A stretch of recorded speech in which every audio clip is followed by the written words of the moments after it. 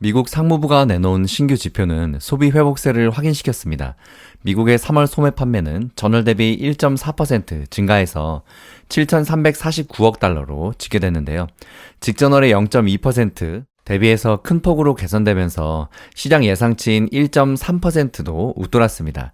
전년 동기 대비로는 4.6%, 1월에서 3월 누적 기준으로는 작년 같은 대비 4.1% 각각 증가했습니다. 부문별로 보면 자동차 및 부품 판매가 전월 대비 5.3% 증가하면서 가장 큰 폭의 증가세를 나타냈는데요. 월가의 분석가들은 소비자들이 관세 부과 이전에 자동차를 비롯한 특정 품목을 구매하려는 움직임을 보인 것이라고 설명했습니다. 쉽게 말해서 트럼프의 관세 폭탄이 시작하기 전에 미리 빨리 사들였다는 이야기죠. 하지만 오늘 장에서 더 중요한 것은 바로 파월의 등장이었습니다. 많은 사람들이 파월의 풋을 기대했지만 전혀 나오지 않았는데요. 파월은 이날 공개 발언에서 예상보다 높은 관세로 인플레이션이 더 지속할 위험이 크다며 연준의 이중 책무가 충돌하는 상황에 놓일 수 있다고 우려했습니다. 연준은 장기 기대 인플레이션을 고정시키고 일회성 물가 인상이 인플레이션 문제로 번지지 않도록 하는 것을 최우선 과제로 삼고 있다고 파월은 강조했는데요. 그러면서도 시장 변동성을 억제하기 위해서 개입할 것이라는 기대는 잘못된 것일 수 있다며 거리를 뒀습니다. 이 발언으로 주식이 완전히 폭락했죠. 특히 인플레이션을 통제하에 두는 것의 중요성을 강조하면서 물가 안정 없이는 모든 미국인들에게 혜택을 주는 강력한 노동시장 조건의 장기간을 달성할 수 없다라고 경고했습니다. 지금까지의 데이터는 1분기 성장이 작년의 견고한 속도에서 둔화되었음을 시사한다며 둔화에도 불구하고 노동시장은 견고한 상태이며 대체로 균형을 이루고 있고 인플레이션 압력의 주요 원인이 아니라고 말했습니다. 파월은 현재 시장에서 벌어지고 있는 일은 시장이 상황을 해석하고 있는 과정이라며 시장은 많은 불확실성과 씨름하고 있는데 그런 상황에서도 기본적으로 제 기능을 하고 있다고 판단했습니다. 시장의 변동성은 관세 불확실성을 자산 가격에 반영하는 자연스러운 과정인 만큼 연준이 지금 개입할 단계는 아니라는 것인데요. 이 같은 발언으로 오늘 나스닥 지수는 장중에 낙폭을 무려 4.5%까지 확대되기도 했었습니다. 이런 파월의 발언을 종합해보면 직접 언급하지는 않았지만 스태그플레이션 상황인데요. 파월은 트럼프 관세로 인해서 연준이 물가 안정과 성장이라는 양대 목표 사이에서 딜레마를 겪게 될 것으로 우려하고 있습니다. 물가가 뛰고 동시에 성장이 둔화되면 연준이 어떤 것에 먼저 목표를 맞춰야 할지 고심할 수밖에 없다는 것인데요. 물가를 잡으려면 금리를 올려야 하지만 이는 성장에는 찬물을 끼얹습니다. 대신에 성장을 끌어올리려고 금리를 내리면 인플레이션의 속도가 붙겠죠. 트럼프 관세로 인해서 연준이 향후 진퇴양난에 빠질 수 있다는 점을 파월이 경고한 것입니다. 오늘 반도체의 폭락에는 네덜란드의 반도체 장비 기업 ASML의 실적 발표도 한몫을 했는데요.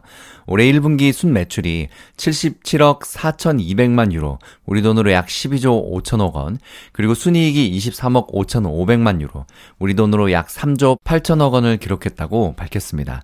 매출과 순이익은 지난해 4분기보다 각각 16.4%, 12.6% 줄었는데요. 다만 고객사들의 예약 주문을 받고 장비를 만들어서 공급하는 업무 패턴상 ASML은 통상 1분기 실적이 낮고 4분기 실적이 높은 특성이 있습니다. ASML은 반도체 미세 공정에는 반드시 필요로 하는 극자외선 EUV 노광 장비를 세계에서 유일하게 생산하는 업체입니다. 반도체 업계에서는 슈퍼을로 불리우는데요.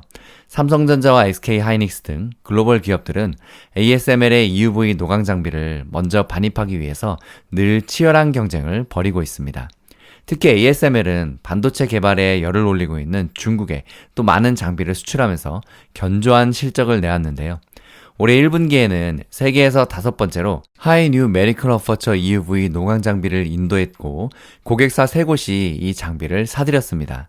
이 장비는 현재 최첨단 공정에 사용되는 EUV 노광 장비보다도 더 미세한 회로 패턴을 웨이퍼에 새길 수 있도록 성능을 향상한 제품인데요.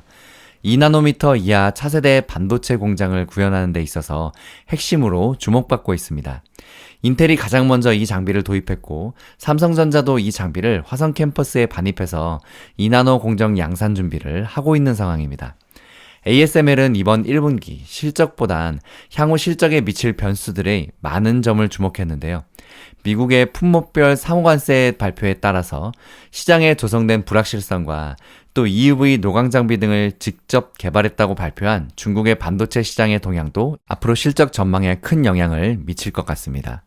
크리스토프 푸케 ASML 최고 경영자는 최근 관세 관련 발표로 거시 환경의 불확실성이 가중돼서 가변적인 상황이 한동안 지속될 것이라고 내다보면서 이전에 밝힌 바와 같이 인공지능 AI는 계속해서 반도체 산업 성장의 핵심 견인차 역할을 하고 있는데 AI가 가져온 시장 역동성의 변화가 ASML의 일부 고객사에 더 긍정적으로 작용한다는 점에서 이는 ASML의 2025년 매출의 상승 요인이자 하락 리스크로 반영될 것이라고 말했습니다. 이어 푸케 CEO는 2분기 순매출은 72억에서 77억 유로, 매출 총이익률은 50에서 53%를 전망했는데요. 연구개발 R&D 비용과 판매관리비는 각각 약 12억 유로와 약 3억 유로로 예상했습니다. 올해 총 순매출은 이전과 같은 300억에서 350억 유로, 매출 총이익률 51%에서 53%로 전망했지만 역시 변동 가능성은 있다고 이야기했습니다. ASML은 지난해 상반기까지만 해도 인공지능 AI 붐으로 수혜를 봤으나 이후에 AI 수요 둔화 우려 등 악재 속에서 주가가 지난해 7월 고점 대비 무려 40%가량 빠진 상태입니다. 또 도널드 트럼프 미국 대통령은 지난 2일 발표한 국가별 상호관세를 중국을 제외한 나라들에는 유예하는 등 오락가락한 행보를 보이고 있는데요. 반도체에 대해서는 별도의 품목별 관세를 조만간 발표하겠다고 엄포를 놓은 상태입니다. 애널리스트들은 무역전쟁 고조로 반도체 수요가 영향을 받을 경우 ASML의 고객사들의 투자 계획에도 부정적인 영향을 미칠 가능성을 우려하고 있습니다. 다음 우리나라 상황 잠깐 봅니다. 한국은행 금융통화위원회가 오늘 2분기 첫 통화정책 방향회의에서 기준금리를 연 2.75%로 유지했습니다. 원달러 환율이 한 달 사이에 1410원에서 1480원대에서 출렁이면서 매우 큰 변동성을 보이는 가운데 2월에 이어서 연속 인하로 미국과의 금리차가 더 벌어지면 원화 가치가 하락해서 환율 불안이 더 커질 수 있다고 판단한 것으로 해석되는데요. 아울러서 가계대출, 부동산 등의 금융 불안, 또 추경이나 미국의 연방공개시장위원회 정례회의 관련 불확실성도 금통위원들의 동결 결정에 영향을 미친 것으로 짐작됩니다. 이창용 총재 등 한은 관계자들은 환율의 특정 수준보다 변동성 확대를 더 경계하면서 관리해야 한다고 여러 차례 강조했는데요. 과거와 달리 현재 우리나라의 순대외 금융 자산이 지난해 말 기준 1조 1023억 달러로 사상 처음 1조 달러를 넘어섰고 순대외 채권이 3,981억 달러에 이르는 만큼 환율이 일정 수준 오른다고 해도 외환 위기로까지 번질 위험은 크지 않은 상황. 하지만 환율 상승으로 수입 물가가 오르면 결국 전체 소비자 물가가 불안해질 뿐만 아니라 환율 변동성이 너무 크면 파생 금융상품 등이 타격을 받게 됩니다. 다음 영상 또 이어집니다. 힐링가족 여러분 힘내세요. 파이팅!